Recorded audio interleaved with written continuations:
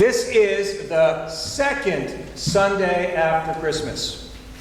A Sunday we sometimes don't get to enjoy if Christmas squeezes in such a way that the Epiphany comes up, has a lot to do with the days of the week.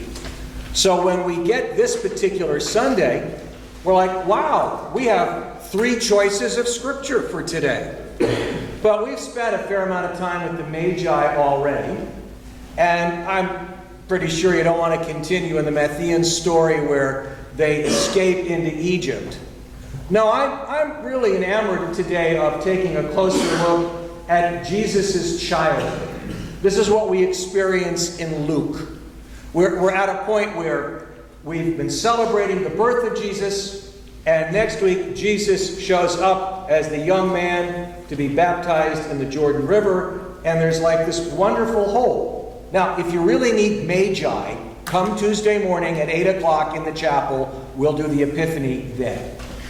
But for this particular story, as we heard it unfold, it starts off, there's like everybody who knows Jesus. The whole town of Nazareth, it seems, has become one big bunch of travelers, and they've gone to Jerusalem for the Passover, for the temple, and so everybody who knows Jesus as a 12-year-old boy, Mary, Joseph, they're all on their way. It's a little bit like we got everybody from Christchurch. I mean, everybody. Infants, older folk, everybody. And we got a bunch of buses, and we decided to go to Raleigh for some reason. And we all went there together. And it was a good trip because we all know each other well enough that we could keep track of everybody.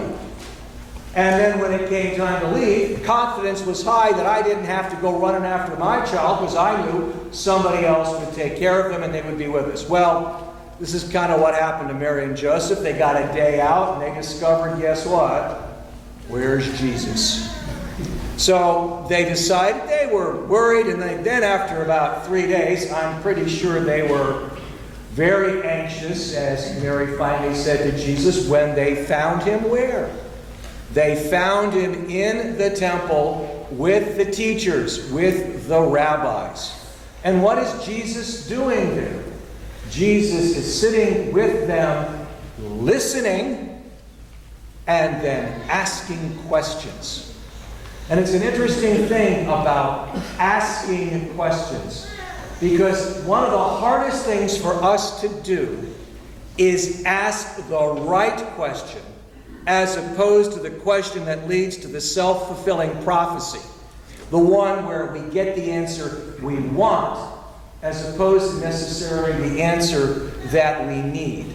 This is kind of the tension that we're all faced with today when we have this whole notion of how the intellect is involved. Is the intellect being pushed towards something or away from it? How are we to gain a sense of how we're to think something through? There was a wonderful column in the Washington Post this week by E.J. Dionne, and he was writing about Pope Francis. And he began to write about this because one of the things that I think is apparent in this particular Pope is that he is asking a lot of questions that people for the longest time have wanted not to hear. The institution may not want to hear it of the Roman Catholic Church, or the general world may not want to hear it. But there's something authentic about Pope Francis. Now, E.J. Dionne, in starting his column, quoted Yaroslav Penokhin, who's a great Christian theologian, a little story. And it was a story about somebody seeing a rabbi and basically wanted to find out from rabbis, why do you always teach by asking questions? And the rabbi replies, so what's wrong with questions? How often did Jesus ask questions? Turn it around. When did we see you hungry? When did we see you naked? When did we see you in prison? When did we this? You can think about this. This is Jesus' way in asking questions to deal with the assault on the intellect or the assault by the intellect. Either way, you can see battle lines being drawn. But when the right question is asked, it's pretty darn amazing how we can begin to see the fallacy of a position or the need for a new direction. And I think the authenticity of Pope Francis, is one of the reasons why we're beginning to say he's okay to listen to. For instance, the moment the white smoke comes up, he's named Pope. What does he do when it comes time to check out of the papal conference? He picks up his own bags. He checks himself out of the hotel. Himself pays the bill. Decides to go live in less palatial estate. His first Holy Week, what does he do? On Monday, Thursday, he not only washes the feet of a woman, but of someone who is not a Christian, a Muslim. And then from there, we have heard him speak on a number of different issues. He has spoken about climate control. He has spoken about the needs for appropriate sexual conduct. He has dealt with sexuality in some degree to even have the conversation. It's been amazing how he's been able to get this into a world without it seeming like an assault on intellect or by intellect, but something that needs to be heard or said, because he starts it from the framework of what's the right question to ask. And for every one of us, that is a good thing for us to think about. At Christ Church, over the last year and a half, as we've been getting ready for what will unfold in the next few months, a lot of questions have been asked first in parish surveys. Questions have then been posed to potential candidates for rector. Candidates for rector, I'm sure, have posed questions back to the search committee. Questions will be raised again and again during an internal transition of the new movement. And it's from identifying the best of these questions we will identify who God has called to be in our midst as the next rector of this parish. And what a time to come into Christ Church as the next rector, as Christ Church enters its 4th century of ministry. 300 years we begin to celebrate in the year 2015. And I frame this from the idea of what are we celebrating? If we think about it, we are celebrating 300 years of people struggling to ask the right question. And sometimes not asking the right question, doing the wrong thing, but still finding God in our midst and still being blessed to move forward, hearing God clearly into where we're going. Any of us who are fully human can recognize how easy it is for us to fail. Why do we get on our knees anyway to say, I'm sorry to God in the confession? But asking the right question is one of the things that we can do to move us forward. It's a little bit like, fess up. Who's made a New Year's resolution? I see one hand, 2, 3. Okay, in the back. We got some New Year's resolutions going on here. My hope is that the question that prompted the New Year's resolution is one that will help you keep the New Year's resolution. That's what we're talking about in this mist. Now, the thing about Jesus, which is fascinating to me, here he is in the temple. He has been listening carefully before he speaks. To listen is one who is obedient. One who listens, obediere. When you've heard me talk about the rule of St. Benedict, there are 3 foundational points, which I think influenced the Jesuit Pope Francis, because it's part of the ethos of the Western Christian Church. Stability, sticking with it. Obedience, listening carefully to God and one another. Conversatio morum, another term for daily improvement. All wrapped in a sense of humility, knowing that God is greater than us, and God will reveal to us what we need to hear if we but listen. And here's the thing.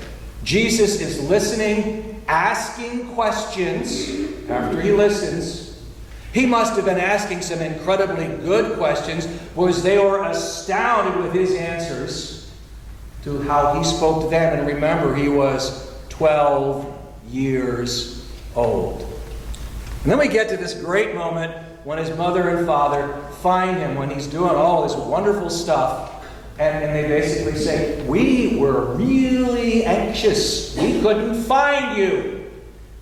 Now, if you read the text in a certain tone of voice, Jesus can sound like a typical teenager. "Well, I was in my Father's house doing the work I'm supposed to do." That's another way of saying he's fully human. Or we can read it with a little bit more grace towards Jesus. But the thing is, it's his response to the call by his mother and father. He realizes he is to leave, and it says in the text, he became obedient unto them. He listened carefully, and from that he grew in divine wisdom and human favor and godly favor.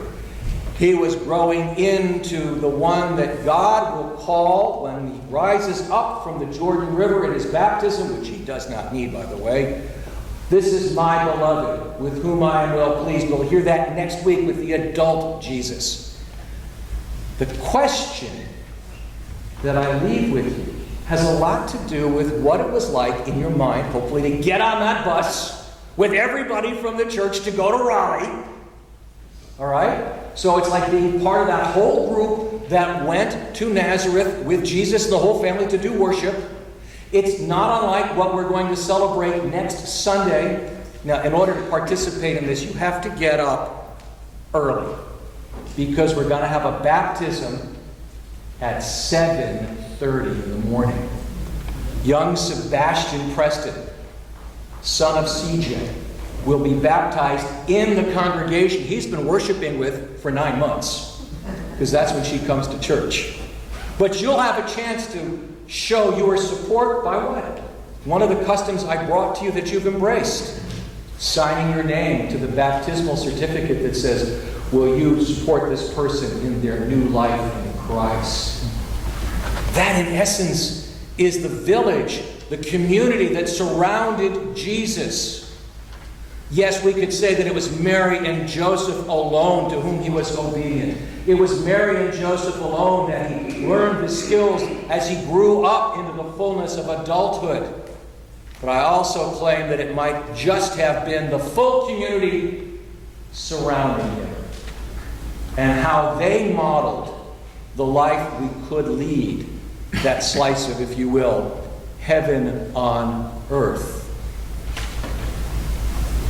When we listen carefully to God, when we ask the questions that will lead us more deeply into what God would have us do, we will find gifts beyond measure to help us guide not only ourselves, but all whom we love, the littlest ones and even the oldest ones, to the fullness and richness of all that God has to offer us. So I simply pose this question to you.